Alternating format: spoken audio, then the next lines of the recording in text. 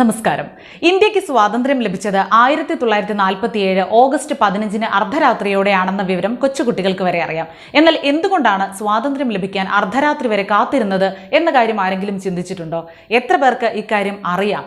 1947 August 14 സന്ധ്യയോടെ ഇന്ത്യയിലെമ്പാടുമുള്ള സർക്കാർ ഓഫീസുകളിലും സൈനിക കേന്ദ്രങ്ങളിലും ഉയർത്തിയിരുന്ന യൂണിയൻ ജാക്ക് എന്ന് വിളിക്കുന്ന ബ്രിട്ടീഷ് പതാക താഴ്ത്തിയിരുന്നു.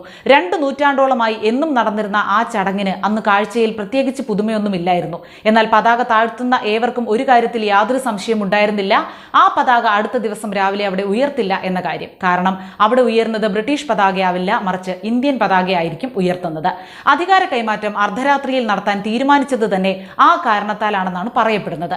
പകൽ ഏതെങ്കിലും സമയത്താണ് അധികാര കൈമാറ്റമെങ്കിൽ ആ സമയം വരെ പറന്നിരുന്ന ബ്രിട്ടീഷ് പതാക താഴ്ത്തുകയും തൊട്ടു പിന്നാലെ ത്രിവർണ്ണ പതാക ഉയർത്തുകയും ചെയ്യേണ്ടി വരുമായിരുന്നു. ബ്രിട്ടനെ സംബന്ധിച്ചിടത്തോളം അത് അപമാനകരവുമായിരുന്നു. മാത്രമല്ല, താഴ്ത്തിയ ബ്രിട്ടീഷ് പതാകയെ അമിതാവേശത്തിൽ ചിലയിടങ്ങളിലെങ്കിലും അവഹേളിച്ചെന്നും വരാം. അതുണ്ടാവരുതെന്ന് വൈസ്രോയി മൗണ്ട് ബാറ്റന് നിർബന്ധമുണ്ടായിരുന്നു. ബ്രിട്ടന്റെയും ഇന്ത്യയുടെയും ഫ്ലാഗ് കോഡ് അനുസരിച്ച് രാത്രിയിൽ പതാക പറത്തരുത്. അങ്ങനെ അർദ്ധരാത്രിയിൽ അധികാര കൈമാറ്റം നടത്തിയാൽ പതാക ചടങ്ങ് ഒഴിവാക്കാം. നെഹ്റുവും ദേശീയ നേതാക്കളും അതിന് സമ്മതം മൂളുകയായിരുന്നു. എങ്കിലും ഒരിടത്തു മാത്രം ഒരു മാറ്റമുണ്ടായി.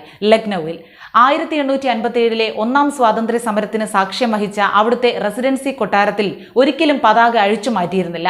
90 കൊല്ലമായി രാത്രിയും പകലും അവിടെ പതാക പറന്നുകൊണ്ടിരുന്നു. അന്ന് ആദ്യമായി അത് അഴിച്ചു താഴെ ഇറക്കി.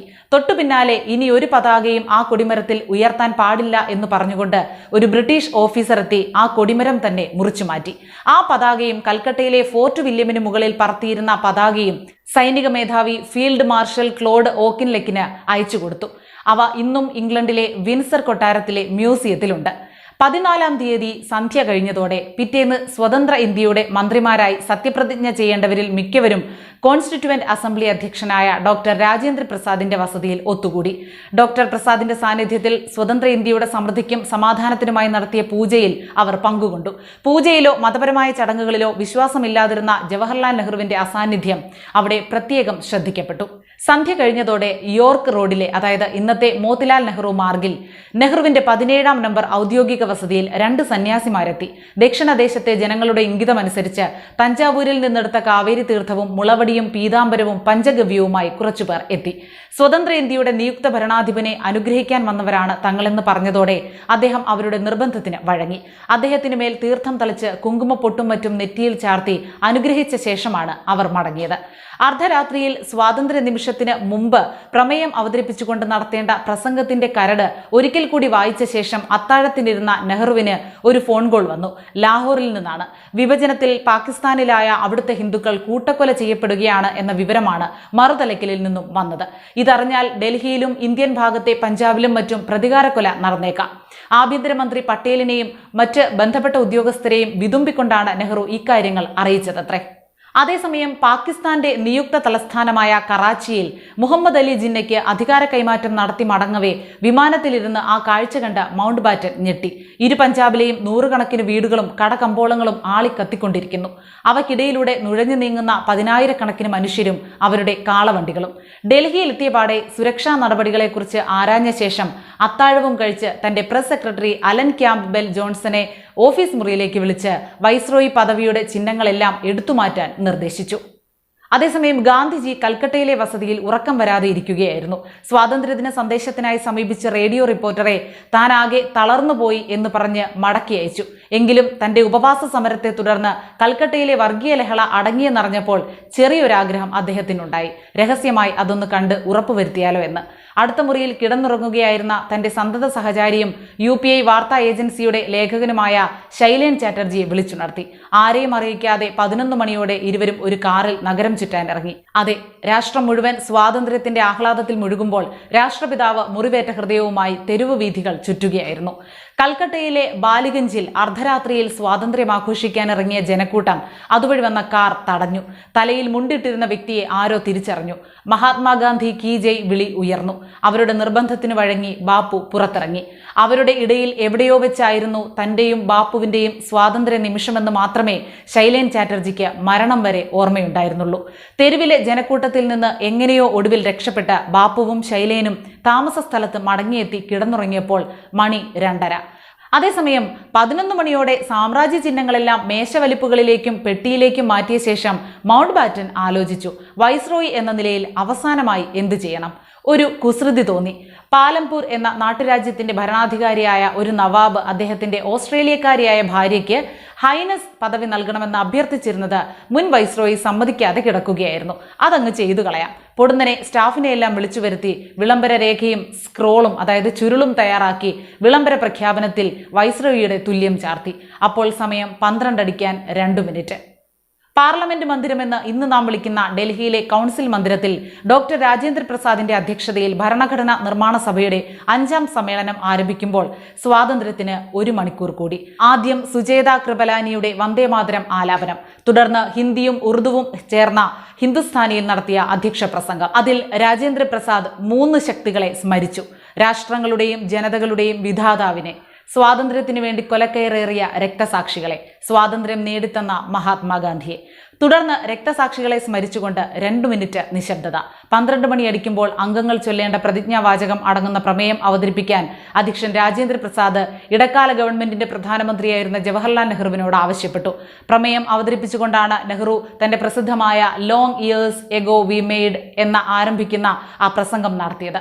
പ്രമേയത്തെ പിന്തുണച്ച് 2 പേർ പ്രസംഗിച്ചു. ഒന്ന് ചൗധരി ഖലീഖുസ്സമാൻ, അദ്ദേഹം പിന്നീട് പാകിസ്ഥാനിലേക്ക് കൂറുമാറി. മറ്റേയാൾ ഡോക്ടർ എസ് രാധാകൃഷ്ണൻ, അദ്ദേഹം ആദ്യത്തെ ഉപരാഷ്ട്രപതിയും 2ാമത്തെ രാഷ്ട്രപതിയുമായി. തുടർന്ന് പ്രതിജ്ഞ എടുക്കുന്നത് എങ്ങനെയെന്ന് രാജേന്ദ്ര പ്രസാദ് അംഗങ്ങൾക്ക് വിശദീകരിച്ചു കൊടുത്തു. ഇനിയും 1/2 മിനിറ്റ് ബാക്കി. ക്ലോക്കിൽ 12 അടിച്ചതോടെ അംഗങ്ങൾ രാജ്യസേവന പ്രതിജ്ഞയെടുത്തു. തുടർന്ന് രാജേന്ദ്ര പ്രസാദ് പ്രഖ്യാപിച്ചു, ഇന്ത്യയുടെ കോൺസ്റ്റിറ്റ്യൂവന്റ് അസംബ്ലി ഇന്ത്യയുടെ ഭരണം ഏറ്റെടുത്തതായി വൈസ്രോയിയെ അറിയിക്കാനും അങ്ങനെ മുറപ്രകാരം ഭരണം ഏറ്റെടുത്ത അസംബ്ലി 1947 ഓഗസ്റ്റ് 15 മുതൽ ഇന്ത്യയുടെ ഗവർണർ ജനറൽ ആയിരിക്കാൻ മൗണ്ട് ബാറ്റൻ പ്രഭുവിനോട് അഭ്യർത്ഥിക്കുന്നതായി അറിയിക്കാനും ഞാൻ നിർദ്ദേശിക്കുന്നു. നിർദ്ദേശം സഭ കൈയടിച്ച് സ്വീകരിച്ചതിന് ശേഷം രാജ്യത്തെ വനിതകളെ പ്രതിനിധീകരിച്ചുകൊണ്ട് ഹൻസ മേത്ത ഔദ്യോഗിക ദേശീയ പതാക സഭയ്ക്ക് സമർപ്പിച്ചു. തുടർന്ന് ചൈനീസ് അംബാസഡറായ ഡോക്ടർ ചിയ ലുവൻ ലോ അയച്ചു തന്ന കവിത സഭ സ്വീകരിക്കുന്നതായി പ്രസാദ് പ്രഖ്യാപിച്ചു. സാര ജഹാസെ അച്ഛായുടെയും ജനഗണമനയുടെയും ഏതാനും വരികൾ ചൊല്ലിയ ശേഷം പിറ്റേന്ന് രാവിലെ 10 മണിക്ക് ചേരാനായി സഭ പിരിഞ്ഞു. സഭ പിരിഞ്ഞതോടെ രാജേന്ദ്ര പ്രസാദും നെഹ്റുവും സർദാർ പട്ടേലും മറ്റു നേതാക്കളും അതുവരെ വൈസ്രോയി മന്ദിരമായിരുന്ന ഗവൺമെന്റ് ഹൗസിലേക്ക്, അതായത് ഇന്നത്തെ രാഷ്ട്രപതി ഭവനിലേക്ക് പുറപ്പെട്ടു. നേതാക്കന്മാരും ഉദ്യോഗസ്ഥരും പത്രക്കാരുമായി മൗണ്ട് ബാറ്റന്റെ പഠനമുറി നിറഞ്ഞു കവിഞ്ഞു. ഫോട്ടോഗ്രാഫർമാർ മേശപ്പുറത്ത് വലിഞ്ഞു കയറി. ഒടുവിൽ എങ്ങനെയോ മൗണ്ട് ബാറ്റനും പ്രസാദും പരസ്പരം അഭിമുഖമായി നിന്നു. സഭയുടെ 2 തീരുമാനങ്ങളും അധ്യക്ഷൻ ഔപചാരികമായി എഴുന്നേറ്റ് നിന്നുകൊണ്ട് അറിയിക്കണം. വികാരത്തള്ളലിൽ രാജേന്ദ്ര പ്രസാദിന് വാക്കുകൾ കിട്ടാതായി. വേഗം ഓർമ്മയുണ്ടായിരുന്ന വരികൾ നെഹ്റു എങ്ങനെയോ പറഞ്ഞൊപ്പിച്ചു. സഭയുടെ അഭ്യർത്ഥന താൻ സ്വീകരിക്കുന്നതായി മൗണ്ട് ബാറ്റൻ ഔപചാരിക മറുപടി നൽകി. തുടർന്ന് മുദ്രവെച്ച ഒരു കവർ നെഹ്റു മൗണ്ട് ബാറ്റനെ ഏൽപ്പിച്ചു. രാവിലെ ഗവർണർ ജനറലിനു മുൻപിൽ സത്യപ്രതിജ്ഞ ചെയ്യാനുള്ള നിയുക്ത മന്ത്രിമാരുടെ പേരും വകുപ്പുകളും എന്ന് പറഞ്ഞു. എല്ലാവരും പോയ ശേഷം മൗണ്ട് ബാറ്റൻ കവർ തുറന്നു. കാലിയായിരുന്നു അത്. വെപ്രാളത്തിൽ ലിസ്റ്റ് കവറിലിടാൻ നെഹ്റു മറന്നുപോയിരുന്നു. രാവിലെ 8 മണിക്ക് ഗവൺമെന്റ് ഹൗസിലെ ദർബാർ ഹാളിൽ സ്വതന്ത്ര ഇന്ത്യയുടെ ആദ്യ ചീഫ് ജസ്റ്റിസ് ഹീരാലാൽ കനിയ സ്വതന്ത്ര ഇന്ത്യയുടെ ആദ്യത്തെ ഗവർണർ ജനറലായി മൗണ്ട് ബാറ്റന് സത്യപ്രതിജ്ഞ ചൊല്ലിക്കൊടുത്തു. ബ്രിട്ടന്റെ ദേശീയഗാനമായ ഗോഡ് സേവ് ദ കിങ്, സ്വതന്ത്ര ഇന്ത്യയുടെ ദേശീയഗാനമാക്കാൻ നിർദ്ദേശിച്ചിരുന്ന ജനഗണമന എന്നിവയുടെ പശ്ചാത്തലത്തിൽ സത്യപ്രതിജ്ഞ ചൊല്ലി. മൗണ്ട് ബാറ്റൻ ഇന്ത്യൻ ഡൊമിനിയന്റെ ആദ്യത്തെ ഗവർണർ ജനറലായി അധികാരമേറ്റു. തുടർന്ന് പുതിയ ഗവർണർ ജനറൽ ആദ്യ പ്രധാനമന്ത്രി നെഹ്റുവിനും തുടർന്ന് മറ്റ് മന്ത്രിസഭാംഗങ്ങൾക്കും സത്യപ്രതിജ്ഞ ചൊല്ലിക്കൊടുത്തു. കൃത്യം 10 മണിക്ക് രാജേന്ദ്ര പ്രസാദും മൗണ്ട് ബാറ്റനും കൗൺസിൽ മന്ദിരത്തിലെ സെൻട്രൽ ഹാളിലെത്തി. ബ്രിട്ടീഷ് പ്രധാനമന്ത്രി ക്ലമന്റ് ആറ്റ്ലിയുടെയും മറ്റു ലോക നേതാക്കളുടെയും ആശംസാ സന്ദേശങ്ങൾ പ്രസാദ് വായിച്ചു. തുടർന്ന് പ്രസാദിന്റെ അഭ്യർത്ഥന അനുസരിച്ച് ഗവർണർ ജനറൽ സഭയെ അഭിസംബോധന ചെയ്തു. മൗണ്ട് ബാറ്റന് ശേഷം പ്രസംഗിച്ച രാജേന്ദ്ര പ്രസാദ് പറഞ്ഞു, ഈ വിഭജനത്തിനായി നിർബന്ധിച്ചവർക്ക് ഇന്ത്യയുടെ ആന്തരികമായ ഏകത്വത്തെക്കുറിച്ച് ഒരു ദിവസം ബോധ്യം വരും. നാം എല്ലാം ഒന്നാകുമെന്നും ആശിക്കുകയും പ്രാർത്ഥിക്കുകയും ചെയ്യാം. അകലെ ഒരു പീരങ്കിവെടി. കൗൺസിൽ മന്ദിരത്തിന് മുകളിൽ പതാക ഉയരട്ടെ. ഗവർണർ ജനറൽ അനുമതി നൽകി. 31 ആചാരവെടികളുടെ പശ്ചാത്തലത്തിൽ തലേന്ന് രാത്രി ഇന്ത്യയിലെ വനിതകളുടെ സമ്മാനമായി സഭയിൽ സമർപ്പിച്ച ത്രിവർണ പതാക ജനപ്രതിനിധി സഭാമന്ദിരത്തിന് മുകളിൽ ഉയർന്നു. ഓഗസ്റ്റ് 20 വീണ്ടും ചേരാൻ സഭ പിരിഞ്ഞു.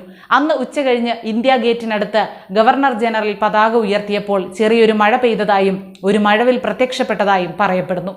പിറ്റേന്ന് ഓഗസ്റ്റ് 16 രാവിലെ റെഡ് ഫോർട്ടിൽ പതാക ഉയർത്തി നെഹ്റു രാജ്യത്തെ അഭിസംബോധന ചെയ്തു. ആ കീഴ്വഴക്കം എല്ലാ ഓഗസ്റ്റ് 15-നും തുടരുന്നു.